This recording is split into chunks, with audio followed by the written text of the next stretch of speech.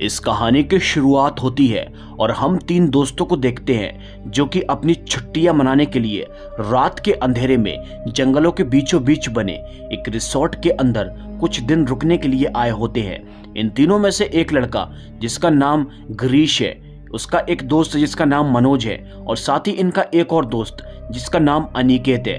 ये तीनों के तीनों रिसोर्ट के अंदर चले जाते हैं। दोस्तों, दरअसल ये रिसोर्ट जंगलों के बीचों बीच बना हुआ है और इस रिसोर्ट का नाम होता है द जंगल रिसोर्ट। अब जैसे ये तीनों के तीनों रिसोर्ट के अंदर जाते हैं तो इस रिसोर्ट का मैनेजर इन लोगों से बातें करता है और इन्हें बताता है कि आज की रात चाहे कुछ भी हो जाए, तुम लोग इस रिसोर्ट से बाहर मत निकलना। जब वो तीनों के तीनों ऐसी बातें सुनते हैं तो बहुत ही शौक होते हैं। तभी वो मैनेजर इन्हें बताता है कि जंगल के बाहर या फिर कह लो कि जंगलों के अंदर एक वैशी दरिंदा घूमता है जो कि लोगों को मारकर खाता है।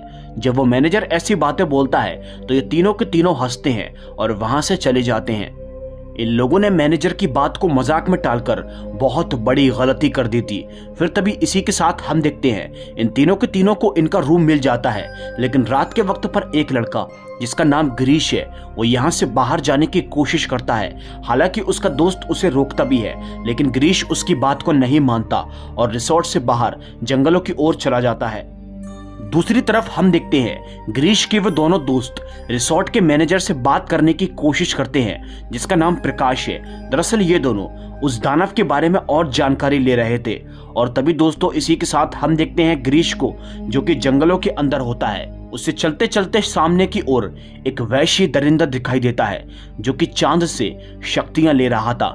गिरीश ये सब देखकर बहुत ही डर जाता है, लेकिन कुछ ही देर के बाद उस दरिंदे के अंदर से वो सारी की सारी शक्तियां गिरीश के अंदर चली जाती हैं और तभी देखते ही देखते कुछ ही देर के बाद गिरीश खुद एक दानव के अंदर प्रकट हो जाता है।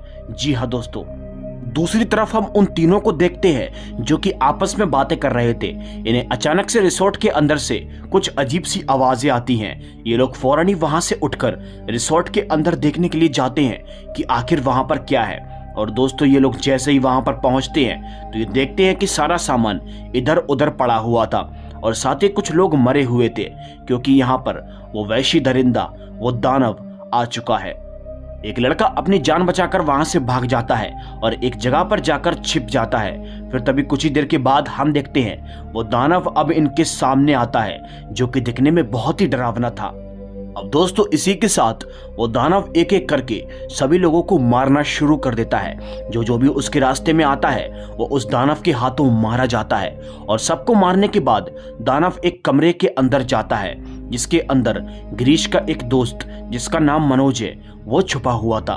दानव जैसे ही वहां पर जाता है तो उसे वहां पर कोई भी दिखाई नहीं देता, इसीलिए कुछ ही देर के बाद वो वहां से निकल जाता है। दानव के जाते ही हम मनोज को देखते हैं जो कि वहां से बाहर निकलता है। वो यहाँ से भागने की कोशिश करता है, अचानक से हम देखते हैं उसके पीछे वो खतरनाक दानव, वो दरिंदा खड़ा होता है और अगले ही पल वो दरिंदा उसे भी मार देता है। वेल गाइस, इसी के साथ अब यहाँ पर सुबह हो जाती है और सुबह के वक्त पर हम देखते हैं गिरीश की आंख खुलती है। वो खुद को इसी रिसोर्ट के अंदर पाता है और जब वो उठता है तो वो देखता है कि पूरे रिसोर्ट के अंदर उसके दोस्त और बाकी लोगों की लाशें पड़ी हुई हैं। सारे रिसोर्ट की हालत बहुत ही खराब है। इसे देखकर गिरीश समझ जाता है कि रात के वक्त पर यहाँ पर कुछ तो हुआ है।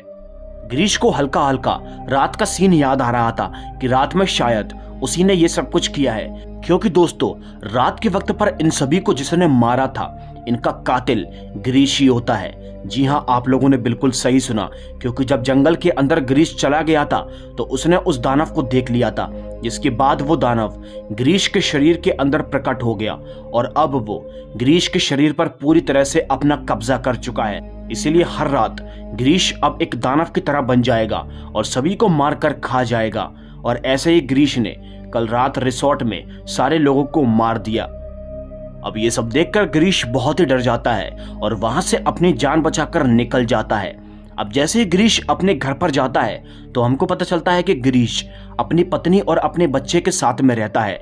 गिरीश जैसे ही घर पर जाता है तो उसकी पत्नी उससे बात करने की कोशिश करती है, लेकिन वो उसकी बात का कुछ भी जवाब नहीं देता और चुपचाप अपने घर के अंदर चला जाता है।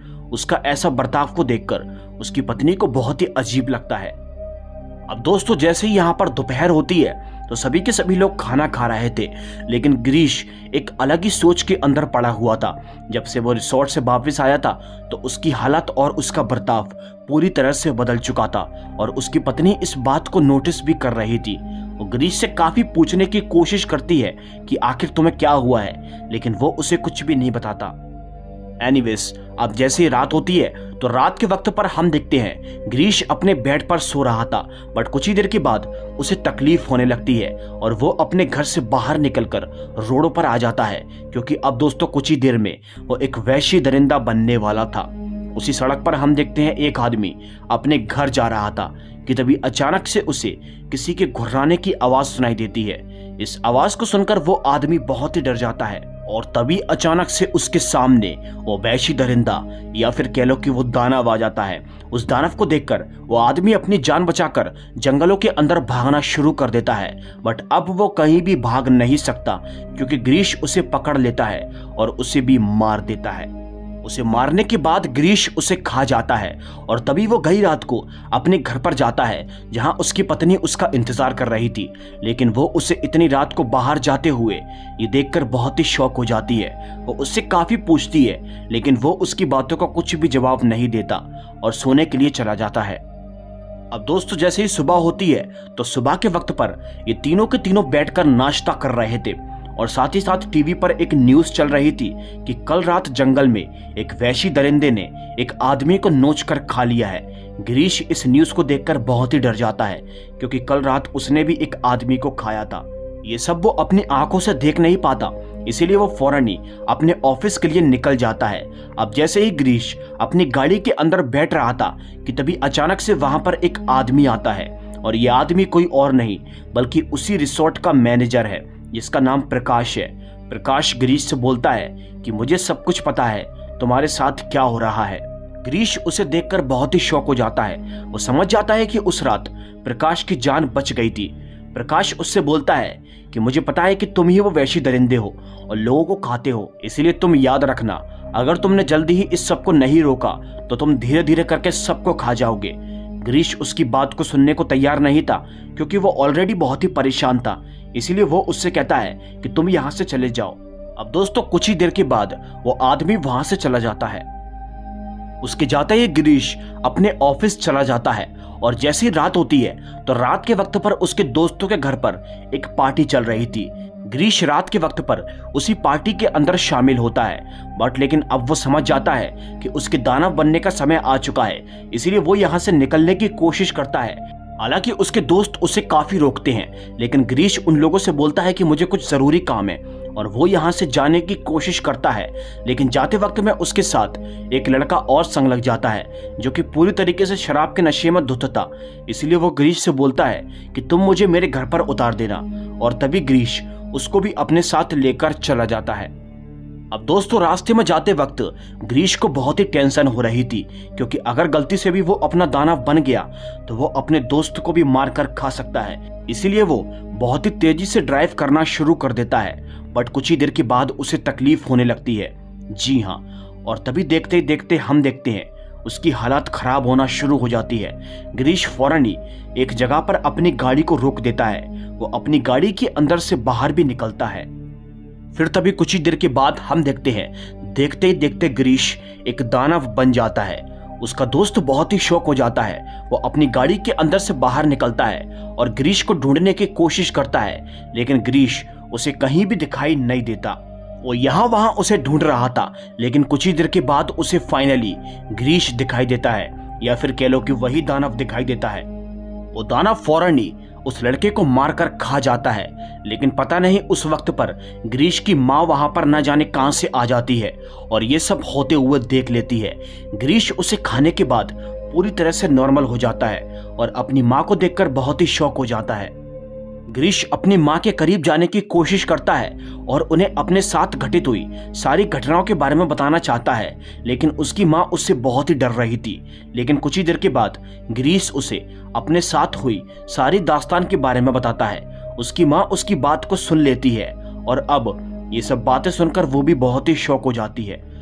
वो ग्रीश से बोलती है कि हम ये बात किसी को भी नहीं बताएंगे, ना ही तुम्हारी पत्नी को।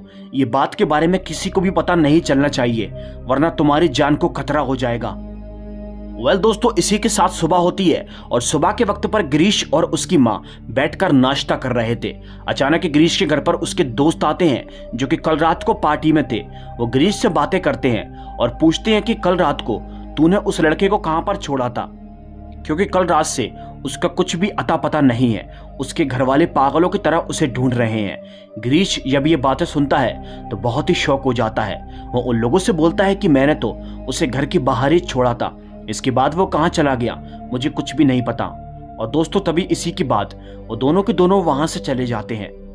अब दोस्तों, ग्रीश अंदर ही अंदर बहुत ही टेंशन में हो जाता है, क्योंकि कल रात को उसने अपने दोस्त को ही मारकर खा लिया, और अगर ऐसा ही चलता रहा तो वो न जाने किस किस को मारकर खा जाएगा।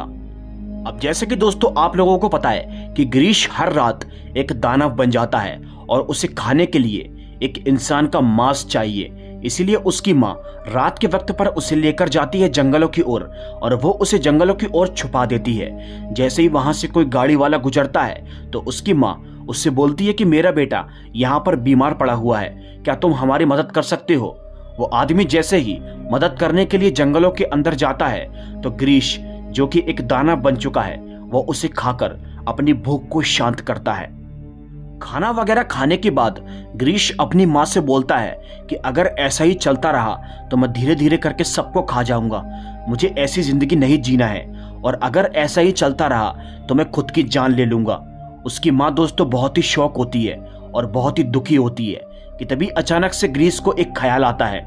वो सोचता है कि कहीं उस रिसोर्ट के मैनेजर को तो इसके बारे में कुछ नहीं मालूम। ग्रीश अपनी माँ से बोलता है कि कल सुबह ही हम उस रिसोर्ट के मैनेजर से मिलेंगे, उसको इसके बारे में कुछ तो पता होगा।